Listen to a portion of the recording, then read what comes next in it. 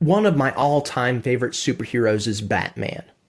The mythology of the character has grown to where I really believe he is more powerful than Superman, the Avengers, or just about whoever else you want to throw in there. It's not because he has more superpowers than they do. I mean, he doesn't have any. And no, I don't attribute his wealth as his superpower. Batman is the greatest because of his preparedness, determination, and adaptability. If you're new to these deeper looks, just realize Batman has a contingency plan that can neutralize any member of the Justice League and subdue the Hulk, without any Hulkbuster armor, I might add. In this video, I'm going to walk through my ideal understanding of the Dark Knight's timeline, not as any definitive guide or speculation of the Brave and the Bold movie in development. This is for fun, and how I would conceptualize the Caped Crusader. You're watching family movie. Our first era is the prologue of Batman. 8-year-old Bruce Wayne is leaving the movies one night with his loving parents when a mugging goes south, and Bruce helplessly watches both his mother and father gunned down. Some think it is cliché. I don't. Regardless of the iteration, the fact that Bruce keeps going back to this faithful night is the primary driving force that keeps him going as Batman. To ignore this fundamental reality is to deny Batman his motivation for doing what he does night after night.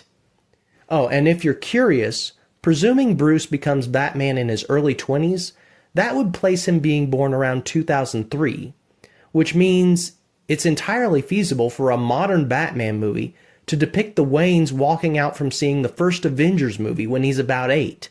Wow, that makes me feel old. Police, Thomas Wayne's colleague Leslie Tompkins, and faithful butler Alfred Pennyworth are all there to grieve and comfort young Bruce, and the hunt is on for the mysterious mugger merely referred to as Joe Chill.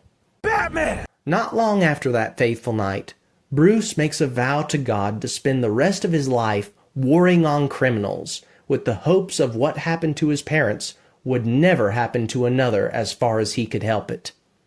Alfred overhears this, and being a disabled British agent, decides to help Bruce in his goal.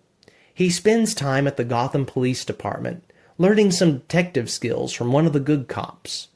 But Alfred also sees the corruption within the city, and how they're all under the control of Gotham's crime lords. So Alfred trains Bruce himself with many of the skills he learned in Her Majesty's Secret Service.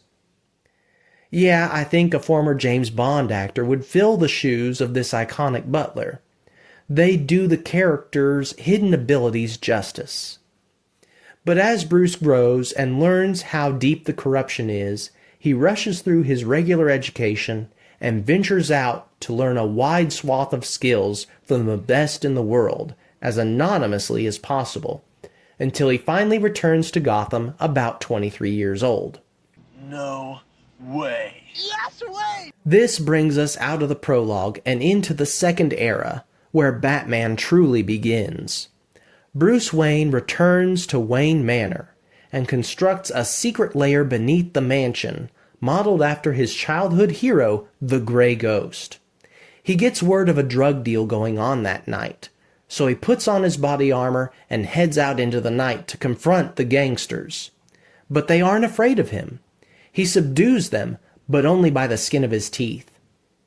With it storming outside, he pulls up an old episode of The Grey Ghost while looking over some childhood comic books for inspiration of something that will strike terror into Gotham's criminals. With a flash of lightning, a silhouette of a bat comes onto the floor in front of him. He takes it as an omen and has soon crafted his first bat suit. It's rough, black, and heavily influenced by his time learning martial arts in Japan. Karate here. On his next outing, he is more confident with his new aesthetic. Combined with his strategy and striking hard and vanishing into the night, barely seen, he makes the impression he's wanting to. Whispers now begin of a giant bat that takes down criminals. Bruce then sets his sights on bringing down the main crime lord in Gotham, Carmine the Roman Falcone. As Batman gets closer to bringing down this organized crime family, Falcone calls help in from the elusive Penguin, a name Alfred recalls too well, as he was the one criminal he was never able to apprehend prior to his accident that forced him to retire from the British government. Ultimately, Batman takes both the Roman and Penguin down, but is careful not to kill them. He is there to stop and apprehend the criminals, not to be the judge, jury, and executioner. Officer James Gordon is there to make the caller, and Batman begins a covert partnership with him, realizing Gordon's potential and his strong moral character. I'm Batman. The third era picks up a few years later.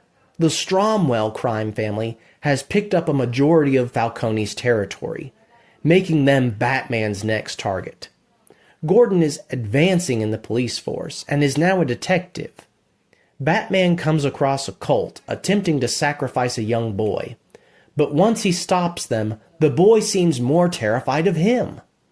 Bruce also attends a benefit circus, where a man named Zuko sabotages the acrobatic ropes, leading to the deaths of the Flying Graysons.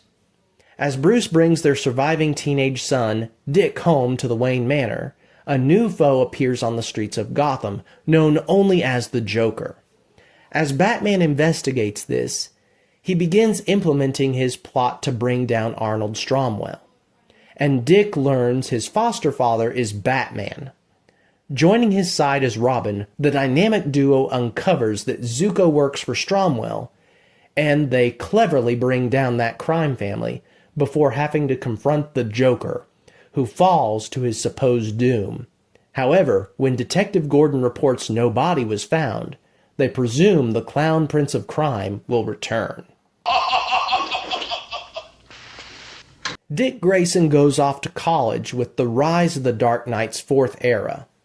Rupert Thorne has arisen as the new top crime lord, and he aims to try and outwit Batman by hiring the master of puzzles and death traps, the Riddler. James Gordon is sworn in as commissioner when, kidnapped by the Riddler, the commissioner's daughter and Dick Grayson's sweetheart, Barbara Gordon, dons the mantle of Batgirl. Together the trio save the commissioner, arrest the Riddler, and bring down Thorne's crime empire. Nevertheless, cracks are beginning to form in the new Bat family, and there are rumors of a secret international organization under the leadership of a man known as the Demon's Head moving in Gotham. Now, am I pronouncing this right? This tension gives way to the fifth and tragic era, where Dick gives up on being Robin, and Batman takes a troubled boy named Jason Todd in as the new Robin. He must deal with the temptations of the alluring Catwoman, while Joker and his new partner, Harley Quinn, escape from Arkham Asylum. They're hired by the Demon's Head, and the Bat family split up. The Joker manages to kill Jason, while Ra's al Ghul attempts to persuade the Dark Knight to join him and topple Gotham's government in order to broaden his control from the shadows. But news of Robin's murder reaches him, and Ra's, out of respect for Batman, withdraws from Gotham. However, the Joker is not finished. He has another trap set for Batgirl, which results in Barbara's legs being crushed. Bruce then contemplates whether he should put his cape and cowl away forever, and if he's ever made a difference. What do we force? Nevertheless, Batman must return for a sixth era. This time, the Black Mask is the crime lord ruling over Gotham. Alfred is getting slower, and Barbara, wheelchair-bound, takes on the name Oracle in order to provide Bruce support from the Batcave.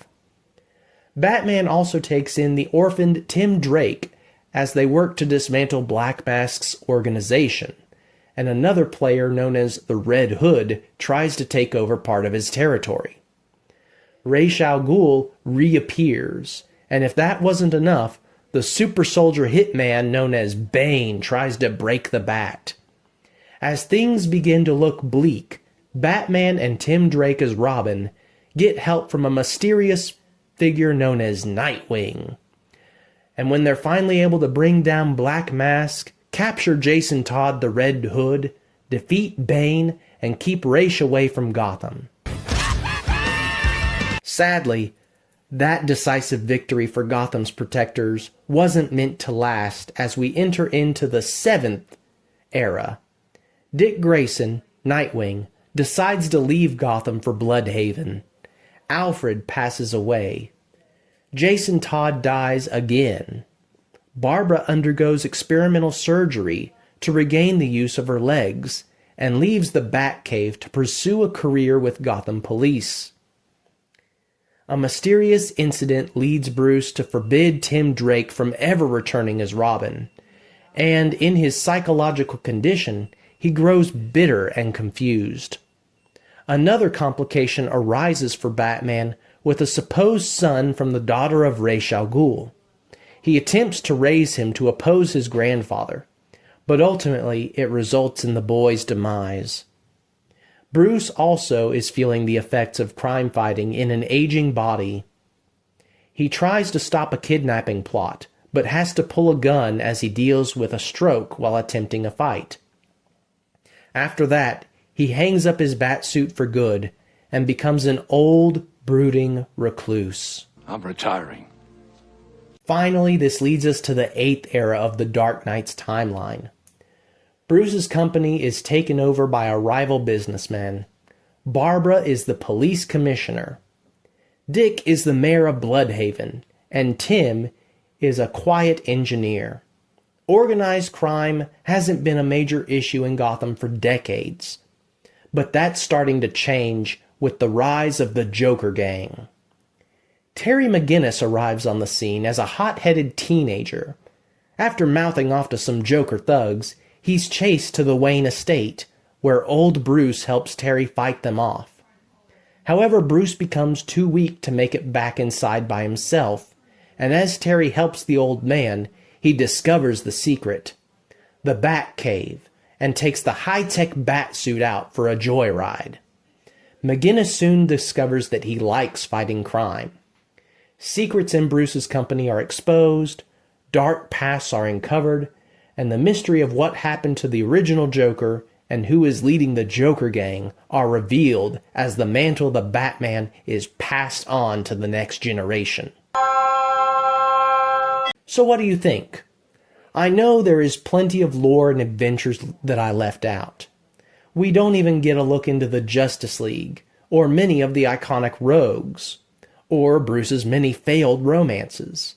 This is just a quick overview of the 8 unique eras in the understood Batman timeline that draws heavily from the highly acclaimed 90s animated series. But I also tried to incorporate some characters and elements that were left out, such as Jason Todd's murder and rebirth. Let me know in the comments if you'd like to hear me talk more about this or something else. Remember that there are a lot of stories for us to choose from out there, so we must learn to choose wisely. Thanks for watching.